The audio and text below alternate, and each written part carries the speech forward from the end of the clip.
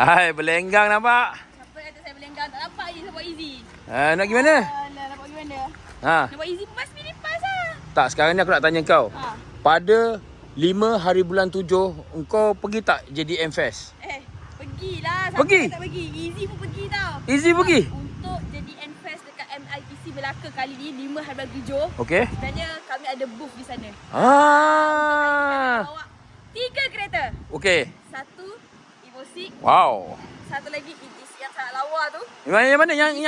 Yang tak siap-siap tu. Pendem dia tak siap-siap lagi tu. EG pendem dia tak siap-siap lagi.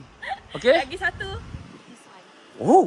Kancil. Kancil turbo. Kancil turbo. Wow. Jadi, kami akan bawa kancil turbo bersama Easy. Okey. Sebab untuk kali ni dekat MITC Melaka 5 hari bulan 7 sebenarnya kita akan buat peraduan. Ha. Okey, tapi kita tanya dululah dekat viewer-viewer ni. Ha. Kalau beli Easy dapat kancil, korang on tak?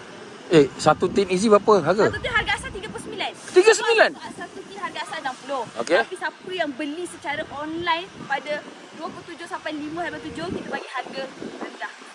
Oh, boleh dapat kancil? Dapat kancil. Serius ah? Ya, serius. Sebab tu saya tanya. Kalau dia orang on, beli Easy dapat kancil, cuba korang komen kat bawah. On ke tak on?